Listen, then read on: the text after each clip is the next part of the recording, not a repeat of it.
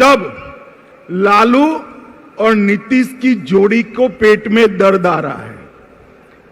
वो कह रहे हैं कि झगड़ा लगाने आएंगे, वो कह रहे हैं कि कुछ करके जाएंगे। भाई झगड़ा लगाने के लिए मेरी जरूर नहीं है लालू जी, आप पर्याप्त हो झगड़ा लगाने के लिए, आपने पूरा जीवन एक काम किया है।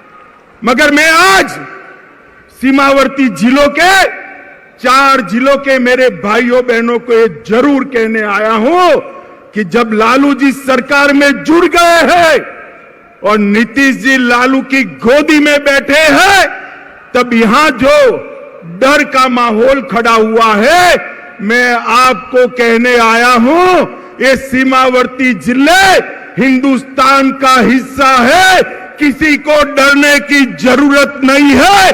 नरेंद्र मोदी सरकार है यहां पर, किसी को डरने की जरूरत नहीं है।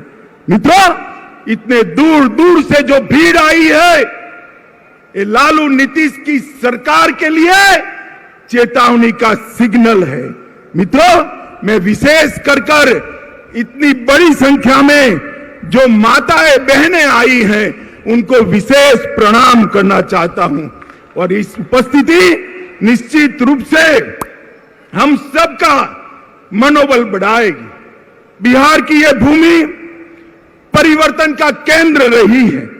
अंग्रेजों के खिलाफ स्वतंत्रता का आंदोलन हो या लोकतंत्र के खिलाफ जो इंदिरा जी ने इमरजेंसी डाली, इसके खिलाफ जयप्रकाश नारायण जी का आंदोलन हो, ये बिहार की भूमि से ही शुरू हुआ है।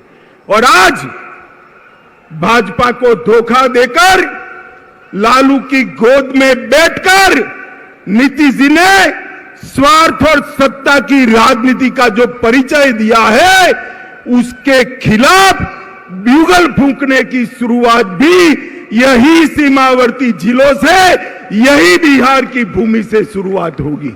मित्रों, हम स्वार्थ और सत्ता की राजनीति की जगह सेवा और विकास की राजनीति के पक्षधर हैं।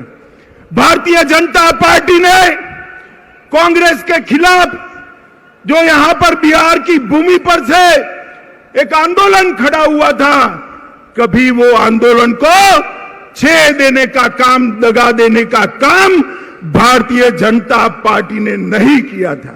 मगर मुझे बड़ा अफसोस है, प्रधानमंत्री बनने के लिए नीतीश बाबू ने जो एंटी कांग्रेस राजनीति से जन्म लिया, इसकी पीठ में छुरा भोंककर आज आरजेडी और कांग्रेस की गोदी में बैठने का काम किया है।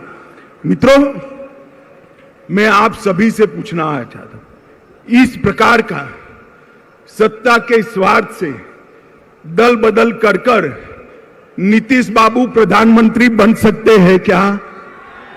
अरे जोर से बोलिए, बन सकते हैं क्या? बिहार में सरकार चल सकती है क्या?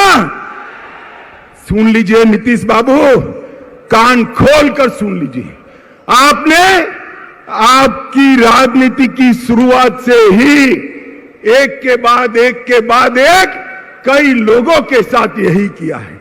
सबसे पहले जनता पार्टी में देवीलाल गुट के साथ आप चले गए, उसके बाद लालू जी के साथ कपट किया। लालू जी, आप ध्यान रखिएगा, नीतीश बाबू कल आपको छोड़कर कांग्रेस की गोदी में बैठ जाएंगे और आप धरे के धरे रह जाओगे, किसी को मालूम नहीं पड़ेगा।